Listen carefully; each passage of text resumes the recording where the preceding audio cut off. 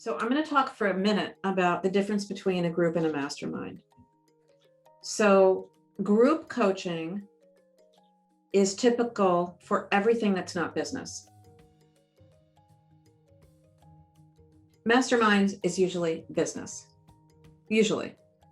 Now, I do have clients who call what they do a mastermind because it does sound kind of cool. So it really doesn't matter what you call it, but people may ask you what the difference is. When I think about group coaching, I think about, and I'm leading the group, I'm the expert in the room, and the people in the room are sharing time with me to learn with each other, to learn from me. They're not there necessarily to learn from each other. They will, because when I do the one-on-one coaching, everybody benefits because I'm doing it in front of everybody and everybody's, oh my gosh, that answered my question. Now I don't have a question. But it's more about you facilitating and teaching than it is about the members actually jumping in and helping each other during the session. In the mastermind group, in my high profit inner circle mastermind, which is my higher level group for 6 figures and above, that group, we do a true mastermind because those people have achieved the success in the areas that we're working on. So we'll divide up the time and somebody will say, well, I need some help with this proposal that I have, or I need this help with this client that I'm working with. What do you guys think? And I facilitate it, and I might have something to say, but I'll also say, who else wants to contribute to this conversation? How can we help this member of the mastermind up level or get a shift? If you're a business coach or an executive coach, you're probably going to want to lead with a mastermind because that's the mindset of executives or business owners. They want to be with other people that are equal to them in the journey that they're on. If you're doing something like parenting, confidence, health, people are coming to you as an expert to learn from you and to grow. The program duration, and this is something that is entirely up to you. If you want to do the scale thing quick and you're ready to jump in, then you want to choose a 12-month rolling open enrollment. If you never did a group before, you don't know if you're going to like it, you're not sure it's going to fly, anything like that, and you don't want to go for the big thing all at once, then choose something else that is a fit for you. I will say that if you're open to magic and you're open to doing one thing and focusing on it, the open enrollment is really the way to go. It's simpler, and I'll tell you why. When you go to enroll for this first group, the logical thing is to find people that you already know.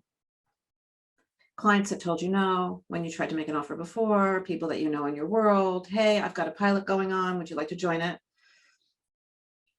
And then if you're going to relaunch the group and you don't have a big email list of 10,000 people, 5,000, 10,000 people, it is going to be harder to do it again.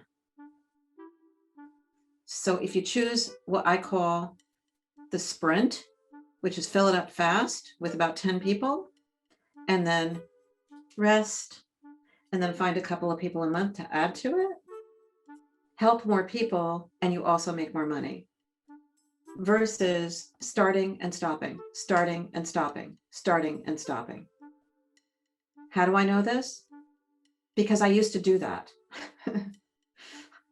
I had a group of professionals who worked in schools, and I ran it from September to June, thinking school year they would And it was great. I had 10 people and I helped them, and we did case studies on the kids that they were working at in the schools.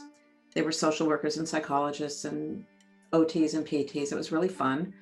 And in June of that year, I said to them, so we're going to take a break for the summer. It's over. And who wants to come back in September? And they all raised their hands. And then when I tried to relaunch it in August, nobody was in. They had all moved on. And so that was the last time I did something like that, short term.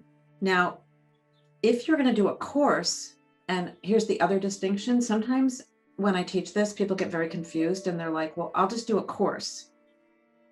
And I'm going to do a 6-week course. That's fine, but that's not group coaching. It's a course, maybe with group coaching on top of it. Like you give people, you drip a course and then you have open office hours and people jump in and ask you questions. That's a course that has group coaching on it. What I'm talking about is a wide open group. You can drip content through it. You can do whatever you want.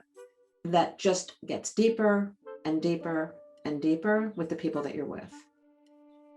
And you're with them like you were working with a one-on-one client for a year, except you're working with a group of people for a year. Imagine. There doesn't have to be an agenda for it. People come to get coached. They come to share time with others to have with you. So it's like doing individual coaching with 12 people at the same time. That's what I'm recommending. Take all the people that don't want to pay $1,000, put them in a group and let them get 10 minutes, hot seats, and listen to the other people and have a community. One of the things that I learned is that filling up your caseload with one-on-one clients is a million times harder than getting a group together. First of all, if you're a one-on-one coach, you're not going to charge $200 a month, right? Am I right? That would just be sort of low. You might charge $500 if you were new, but $200 you wouldn't. So we already established that everybody here thought they could get people to give them $200 a month. You could even ask for $99 a month. You don't have to do the $200, you could drop it down. So we can think about that when we look at the pricing in a minute. It's a lot easier if you remove the obstacles. Money sometimes is a very big obstacle for people. So if you drop it down, like if your one-on-one price is $1,000 a month, which is typical for coaching, and you're saying, well, you can come to my group and it's $200 or $99 a month, you're just sharing time with other people that have the same problems and want the same results as you. People will come to that. They will find it very valuable. So I personally think it's easier to do a group at a lower price than to find 10 high-paying clients. When you're choosing this, what you want, it's not an emotional decision, okay? It might feel like that, but it's not. The question you want to ask yourself is, what do I want this group? Why am I doing it? Am I doing it just to help some people in a group? Then you don't care about having monthly recurring income, then that's fine. Do a short-term group. But if you want to create $2,000 to $5,000 extra a month in your business and only work twice a month, and you see that, like you look at that roadmap and you're like, yes, that's what I want. The only way to get there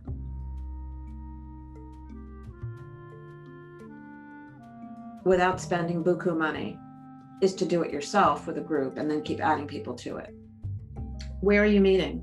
On Zoom, on a conference line, or are you meeting live? I didn't put this, I took this out the last time I taught this because nobody was getting together live, but things are opening up. If you have it, you may do these groups live if you're going into corporations, and you may, that may be the way it rolls. But a lot of things right now are online. I think the world has changed a bit. I have worked with some people who do some very difficult work, like addictions work and that kind of thing, and they prefer to do it on a conference line and not have video. That's fine. It's really up to who you're working with and what their comfort level on a video is. The other thing that you might think about is, if I'm giving people this group, do I have some other things that I can give them?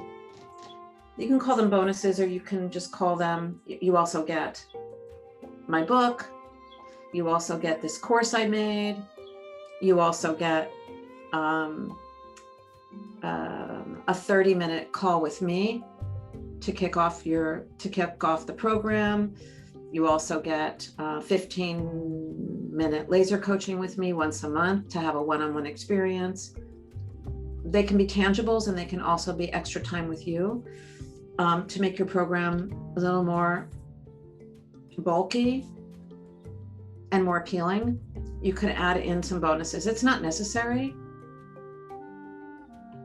What I did when I started the PEM group was, the first month after I got the 10 people in, I went online and I bought everybody a book I wanted them to read, and I sent it from Amazon. They were like thrilled.